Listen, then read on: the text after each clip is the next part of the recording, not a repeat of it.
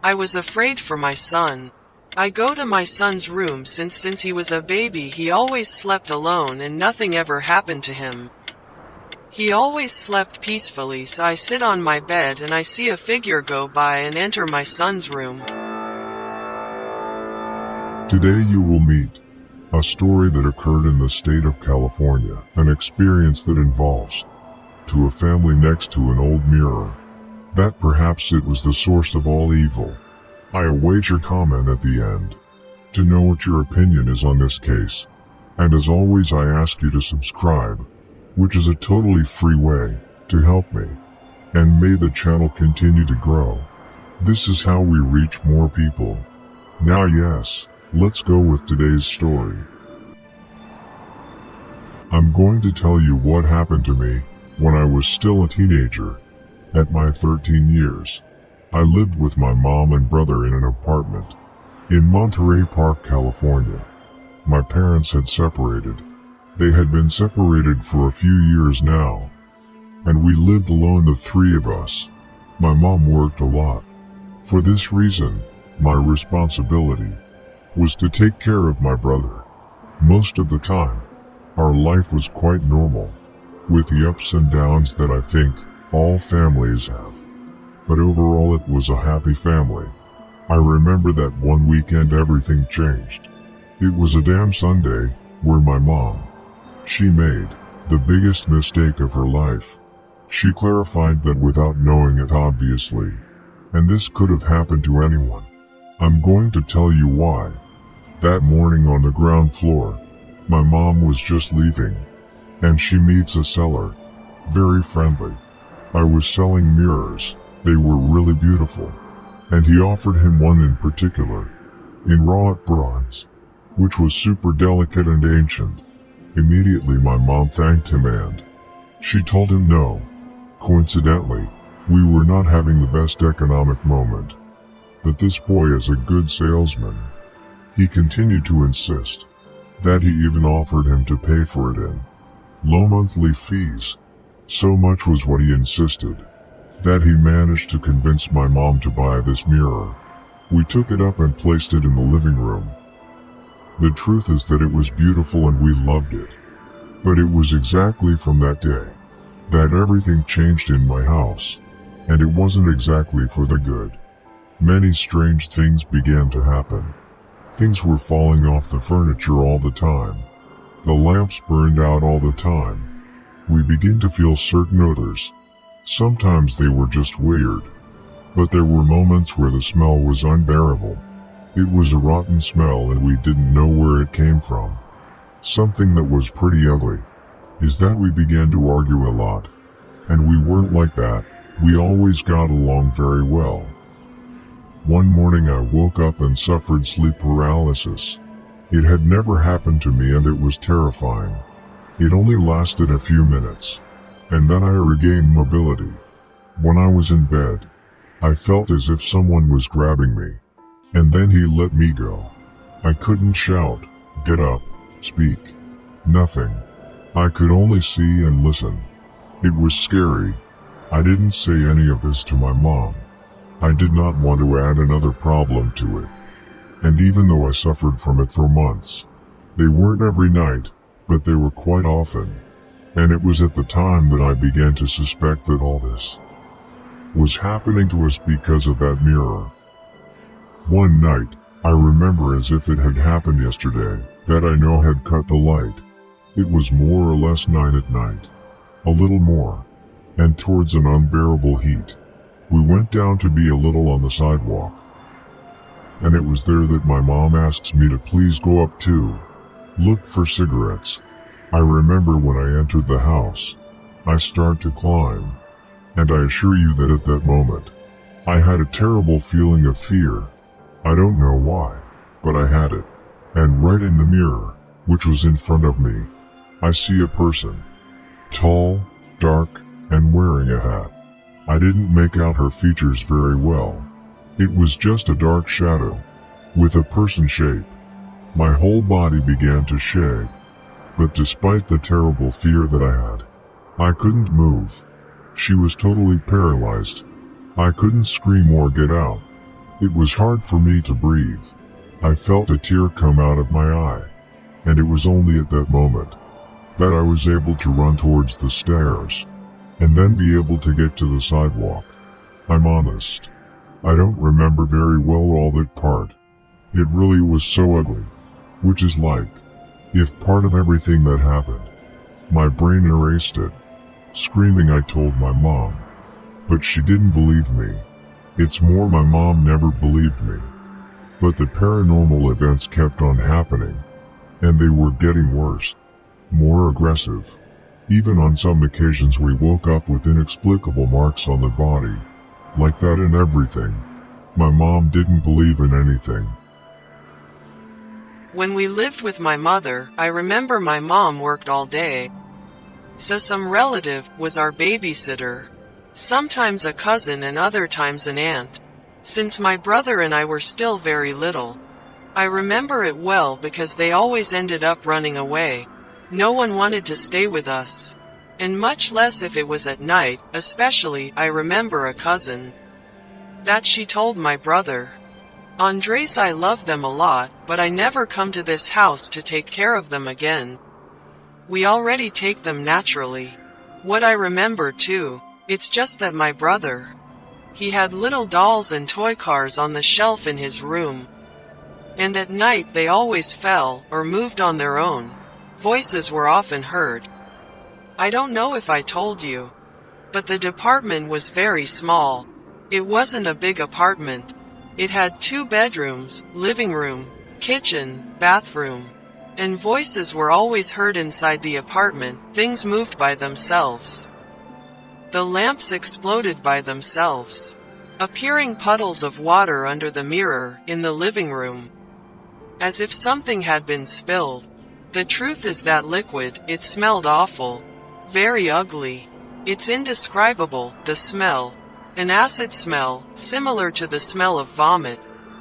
But it was water. We didn't know where that liquid came from. Bottles that moved alone. While my cousin was cooking, anyway, all that kind of phenomena. I remember that once, someone came to bless the house. They lit incense sticks. They did a couple of prayers. But that did not calm the phenomena, never calmed him down. Things kept getting worse. I always woke up with bruises, back scratches. Even when we bathed, scratches appeared on the back. I related everything to the arrival of that mirror in the house. Since we hung that mirror, everything started to go wrong. When we grew up, we got married, we had children.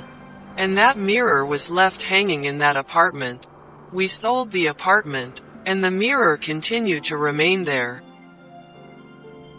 Quite some time later, my mom went to live elsewhere, and I stayed living together with my son and my husband. The paranormal events kept happening, although on many occasions, I'm honest with you, always tried to ignore them completely. I had gotten used to it. Unfortunately, not long after, my husband passed away in a serious accident, and it was for this reason that I left that department. In my place, my brother settled next to his wife, who coincidentally divorced shortly after moving. The energy of that mirror was devouring my soul. Bad energy in that place was around all the time. When I decided to go live with my mother, after my husband passed away, the one who stays in the apartment, he was my brother, as I told you, and things start to happen to him, quite heavy. Going through or suffering all these kinds of situations. Aggressions, depression, quite dark everything. What happened to my brother was that, he began to study, everything he did. He always went wrong, all wrong really. It was quite an ugly experience. Very ugly, because person who stepped on that department, or he inhabited it, person who was going to pass it, very bad. My brother also decides to leave there. So we left a mutual friend, for him to take care of the apartment, while we were putting it up for sale. For 2 years. 2 years we couldn't sell the apartment.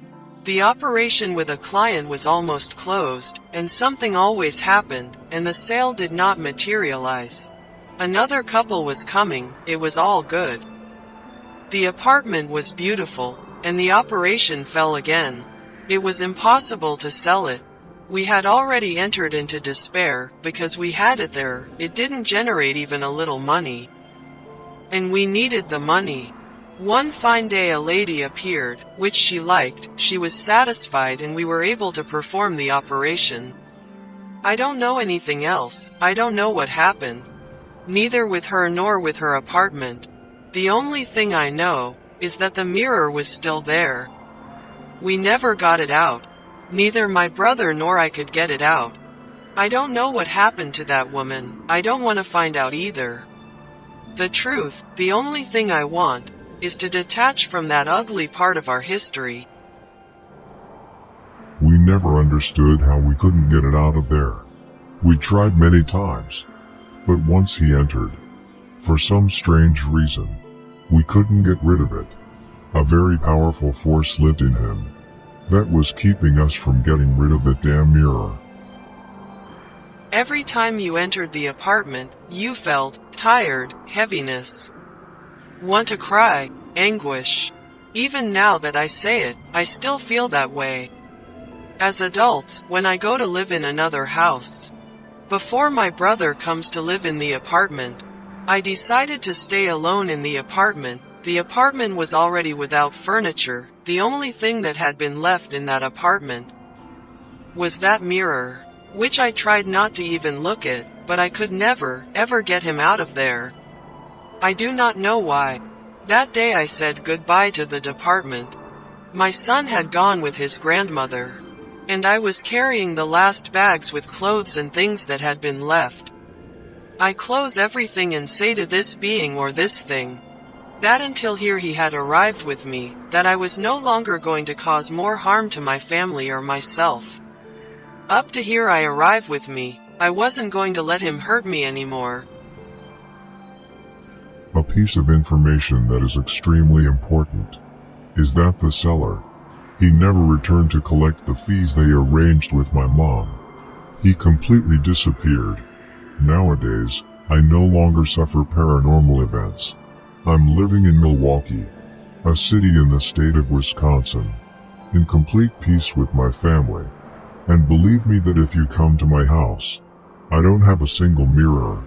I only have the bathroom mirror, and that at night, I cover it with a white towel. At one time the activity had died down a bit, until my son was born. When my eldest son was born, I am alone for a long time. Because my husband worked from Monday to Friday in the center of the city. And one of the things that start to emerge again, it's just that when he slept, he used to hear whispers again. He heard them whisper in my ear, and that sets off my alarm.